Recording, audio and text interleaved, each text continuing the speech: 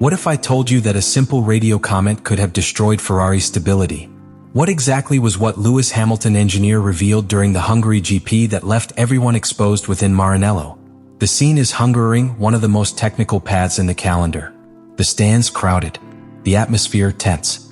Ferrari has achieved what seemed unthinkable a few months ago, placing one of his cars in the pole position.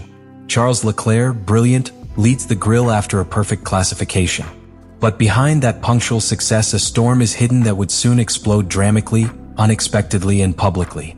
While the team briefly celebrated that pole, on the other side of the box, Lewis Hamilton lived his darkest day since he joined Ferrari. Eliminated in Q2 without rhythm, without trust, without answers. The contrast with his teammate could not be more brutal. And instead of keeping silence or resorting to the classic team speech, the seven-time world champion released what may have been one of the hardest statements of his career. "I am useless, absolutely useless. The team has no problem, you can see that the car is in pole. They probably need to change pilot." That message was not a simple relief.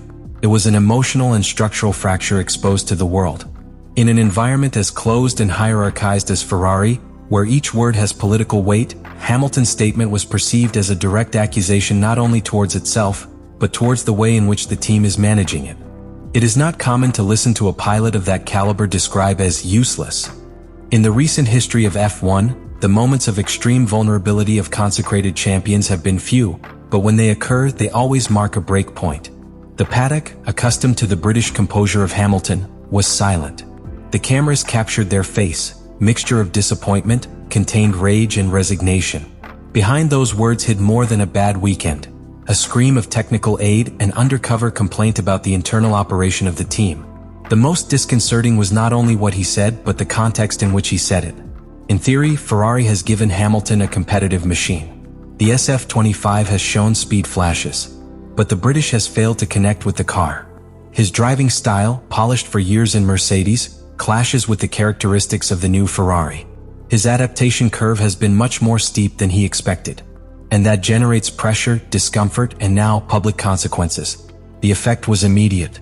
Internally, the atmosphere in Ferrari changed. The cameras captured uncomfortable looks between engineers, mechanics, and managers. Fred Vasseur, who has opted his credibility for Hamilton's signing, was seen in long technical meetings on Saturday night. Some team members felt that Hamilton had crossed a line. Others justified it, recognizing that the pilot needs specific tools that are not yet being given. But beyond the internal impact, the message resonated outside Ferrari. In Mercedes, in McLaren, in Red Bull. Everyone took note. Because if Hamilton, a historical reference of sport, was broken in that way in the 12th position of a classification, it was because what was living in Ferrari was much deeper than the chronometers showed. During the transmissions, and thanks to the intensive monitoring of certain technical analysis channels, it was discovered that Adami was providing Hamilton with unusually detailed and direct information during the race. Not only standard data such as rhythm delta or tire degradation, but details of high strategic value, braking points of rival pilots, evolution of the brake balance in real time, lateral sliding predictions under different aerodynamic loads. Information that, by internal norm, is usually centralized in simulators or post-carrier analysis, but which was delivered here on the track, during the heat of the competition. Why is this serious? Because within Ferrari and in general in elite equipment, that type of data is regulated to avoid creating technical inequality among the pilots. Each career engineer is expected to optimize the performance of their pilot, yes, but within a shared framework of resources and tools. What Adami did was break that balance. He gave Hamilton a kind of personalized career intelligence package that neither Leclerc nor his technical environment received, and that has been interpreted by many within the team as an undercover form of favoritism. But the matter goes even beyond the box's wall, because Adami is not acting alone. From the Silverstone GP, Lewis Hamilton has been working with another character that has gone relatively unnoticed by the general public, Luca Diella. This performance engineer, signed by Ferrari in February 2025, was part of Mercedes' technical team during the British Golden Years. His role is not official as a career engineer, but his influence has grown quickly and notorious. Diella has specific knowledge in critical areas: motor software optimization, tire temperature simulation, and dynamic adjustment settings in the race. His arrival was a direct play to help Hamilton feel comfortable within SF25. But he has also been seen with suspicion inside Maranello. Some sectors of the traditional technical team consider that Dykela represents an interference of Mercedes culture in the Ferrari ecosystem, a form of undercover technical colonization that is displacing key decisions towards a small circle of confidence of the British pilot. And this is where the drama becomes structural. Because while Leclerc and his technical team maintain traditional development channels, Hamilton has mounted an alternate micro-project within the team itself, where DL and Adami operate as a parallel technical cell. It is a Ferrari inside the Ferrari, with data, tools, and decisions that do not always go through the same filters. In Hungary, for the first time, that conflict ceased to be an intuition to become evidence. What Adami did on the radio was the most visible symptom of a structure that is being split in two. And the worst thing for Ferrari is not that his rivals know him. The worst thing is that now his own pilots already perceive him too. While the cameras were still focused on the emotional storm caused by Lewis Hamilton, something much quieter but equally destructive was brewing on the other side of the Ferrari garage. Charles Leclerc, who had begun the Hungary Grand Prix since the privileged position of the pole, experienced a slow but unstoppable drop in the performance of his SF25. And the most disconcerting was not the loss of positions, but no one inside the team seemed to understand why it was happening.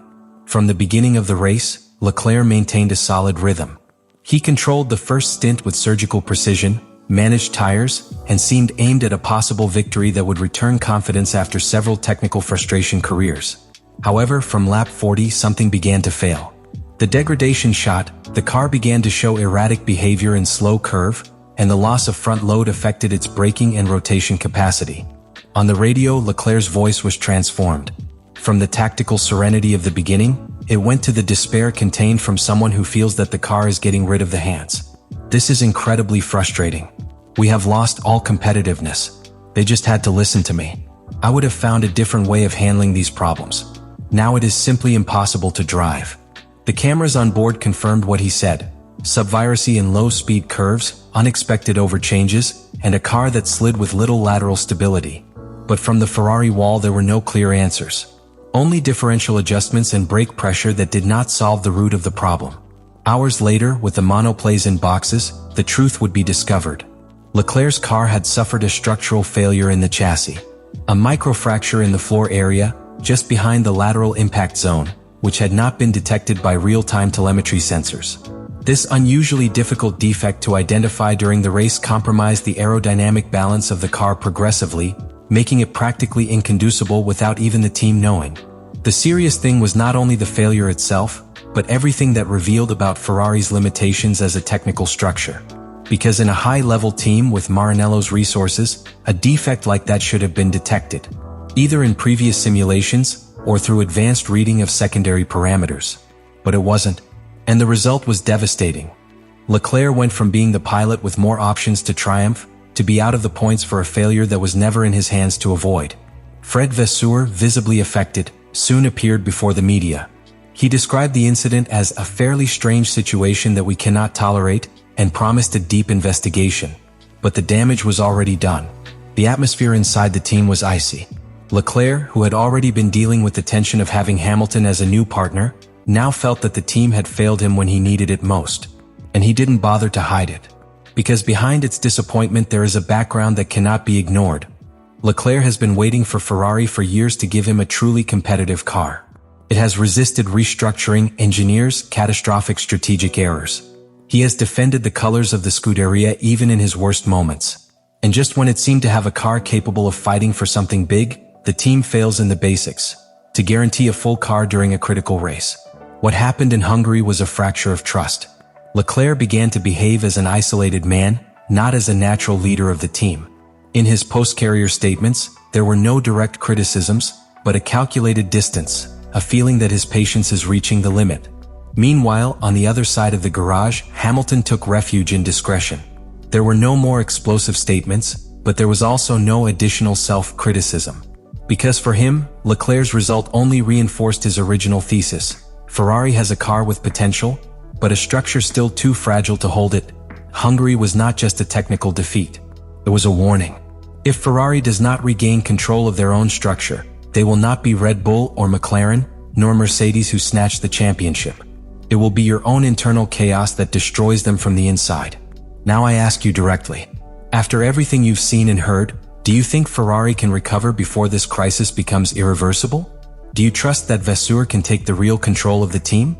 Or are we seeing, in real time, the silent collapse of a project that was born with promises of redemption, but is caught in its own mistakes? Leave your opinion in the comments.